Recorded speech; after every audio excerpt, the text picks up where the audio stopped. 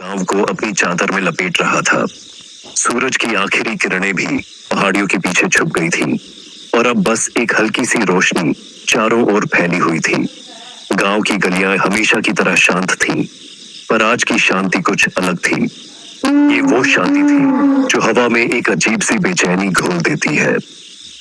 मेरा नाम रामू है और मैं इस गांव का अकेला चौकीदार हूँ, या यूं कहूँ अब मैं ही अकेला चौकीदार हूँ। कुछ दिन पहले मेरा साथी सुरेश गायब हो गया था।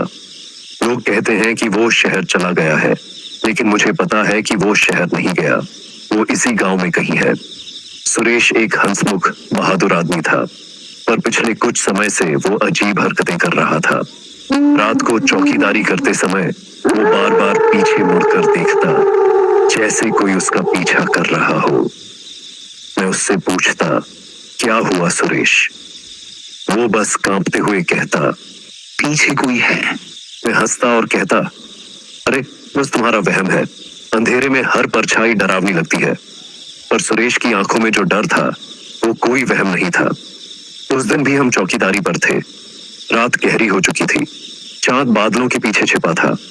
अचानक सुरेश रुक गया, उसका चेहरा पीला पड़ गया था। मैंने पूछा, क्या हुआ? उसने अपनी उंगली से पीछे की ओर इशारा किया। मैंने पीछे मुड़कर देखा, वहां कुछ नहीं था, बस सूखी घास और टेढ़ी मेढ़ी पेड़ की टहनियां थीं जो हवा में हिल रही थीं। मैंने कहा, अरे सुरेश, फिर वही वहम? पर सुरेश ने एक भी बात नहीं सुनी। वो अचानक जोर जोर से हंसने लगा, एक ऐसी हंसी जो किसी को नींद में भी डरा दे। फिर वो अचानक मुड़ा और झाड़ियों में भाग गया। मैं उसे रोकने के लिए चिल्लाया, पर उसने मेरी बात नहीं सुनी। मैं उसके पीछे भागा, लेकिन वो अंधेरे में कहीं गायब हो गया।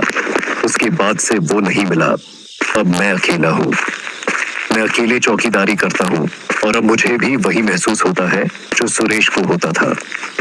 हर बार जब मैं गांव की गलियों से गुजरता हूँ तो मुझे लगता है कि कोई मेरे पीछे चल रहा है।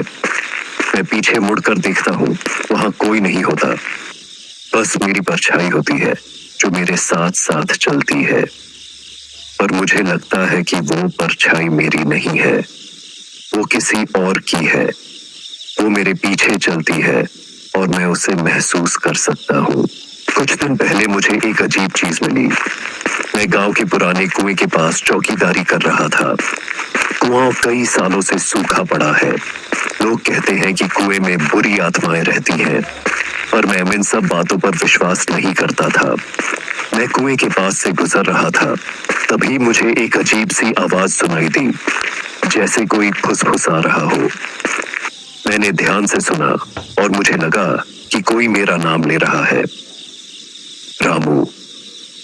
मैंने पीछे मुड़कर देखा, कोई नहीं था। मैं आगे बढ़ गया, पर वो आवाज मेरे कानों में गूंजती रही। अगले दिन मैं फिर से उसी कुएं के पास गया। मैंने सोचा कि ये बस मेरा वहम है, पर इस बार मुझे एक और चीज मिली। कुएं के किनारे पर एक छोटा सा पत्थर रखा था, उस पर कुछ खुदा हुआ था। मैंने पास जाकर देखा और मैं जो कुछ भी पढ़ा उसे पढ़कर मेरी रूह कांप गई। उस पर लिखा था, पीछे कोई था। ये वही शब्द थे जो सुरेश बार बार कहता था। मैंने पत्थर को ध्यान से देखा, उस पर खून के निशान भी थे। मैं उस पत्थर को लेकर गांव के सरपंच के पास गया। मैंने उन्हें सब कुछ बताया, सुरेश के गायब होने से लेकर उस पत्थर तक के बारे में। सरपंच ने मेरी बात को हंसी में उड़ा दिया। उन्होंने कहा, रामू, लगता है तुम अकेले रहकर डरने लगे हो। ये सब तुम्हारा वहम है। सुरेश शहर चला गया है और ये पत्थर किसी बच्चे का होगा। पर सरपंच की आंखों में भी एक अजीब सा डर था। वो मेरी आंखों में आंखें डालकर बात नहीं कर पा रहे थे। मुझे लगा कि वो कुछ छुपा रहे हैं। अगले दिन मैंने फैसला किया कि मैं खुद सच का पता लगाऊंगा। मैंने रात को चौकीदारी के दौरान अपना रास्ता बदल दिया। मैं गांव के उस पुराने हिस्से की ओर गया जहां कोई नहीं जाता। वो हिस्सा कई सालों से वीरान पड़ा है। वहां पुराने टूटे फूटे घर हैं और वहां की हवा में एक अजीब सी बदबू है। मैं उस हिस्से में घुस गया। वहां की शांति इतनी गहरी थी कि मुझे अपनी सांसों की आवाज भी सुनाई दे रही थी। मैं एक पुराने टूटे फूटे घर के पास रुका। मुझे लगा कि कोई उस घर के अंदर है। मैंने अपनी लालटेन की रोशनी अंदर डाली। अंदर कोई नहीं था, पर मुझे लगा कि कोई मुझे देख रहा है। मैंने धीरे धीरे घर के अंदर कदम रखा। वहां पर धूल और मकड़ी के जाले थे। मैंने एक कोने में कुछ देखा। वहां पर कुछ कपड़े पड़े थे। मैंने उन्हें उठाकर देखा। वे कपड़े सुरेश के थे। मैं कांपने लगा। सुरेश यहाँ था। वो कहाँ गया? मैंने घर के चारों ओर देखा। मुझे एक बंद दरवाजा दिखा। दरवाजा लकड़ी का था और उस पर एक बड़ा सा ताला लगा था। मैं ताले को तोड़ने की कोशिश करने लगा, पर वो नहीं टूटा। मैं दरवाजे के पास खड़ा था। तभी मुझे दरवाजे की दूसरी ओर से एक धीमी अजीब सी आवाज सुनाई दी। रामू, अंदर मत आओ। ये आवाज सुरेश की थी, पर ये वो सुरेश नहीं था जिसे मैं जानता था। ये वो सुरेश था जो हंसता था, पर जिसकी हंसी में कोई खुशी नहीं थी। मैं दरवाजे पर जोर जोर से मुक्के मारने लगा। सुरेश, तुम कहाँ हो? क्या हुआ तुम्हें? पर अंदर से कोई जवाब नहीं आया। बस एक अजीब सी खामोशी थी। मैं उस दरवाजे को छोड़कर वापस गांव की ओर भागने लगा, पर मैं भागते भागते एक ऐसी जगह पर पहुंच गया जहां मैंने कभी सोचा भी नहीं था कि मैं जाऊंगा। मैं गांव के श्मशान घाट पर पहुंच गया। श्मशान घाट गांव से काफी दूर था और वहां कोई नहीं जाता था। मैं श्मशान घाट पर खड़ा था। तभी मुझे एक अजीब सी परछाई दिखी। साथ साथ नहीं चल रही थी, बल्कि मेरे चारों ओर घूम रही थी। वो मुझे घूर रही थी। मैं डर गया। मैंने अपनी आंखें बंद की और जोर जोर से सांस लेने लगा। जब मैंने अपनी आंखें खोली तो मैंने एक भयानक चीज देखी। जमीन पर कुछ लिखा हुआ था। पीछे कोई नहीं है। मैं हक्का बक्का रह गया। अगर पीछे कोई नहीं है तो सुरेश को क्या हुआ? और वो कौन था जो मुझे देख रहा था? और वो आवाज किसकी थी? मैं सोचने लगा। तभी मुझे एक और चीज दिखाई दी। श्मशान घाट के एक कोने में एक छोटा सा गड्ढा था। मैं उस गड्ढे के पास गया। गड्ढे के अंदर मुझे एक मानव खोपड़ी दिखाई दी। खोपड़ी के पास एक लालटेन भी थी। वो वही लालटेन थी जो सुरेश के पास थी। अब मुझे सब कुछ समझ में आ गया था। सुरेश को कुछ नहीं हुआ था। वह कहीं नहीं गया था। वो यही था। वो गांव में ही था। पर वो मर चुका था और मैं भी मरने वाला था। पर कौन मर रहा था? मैंने एक बार फिर पीछे मुड़कर देखा।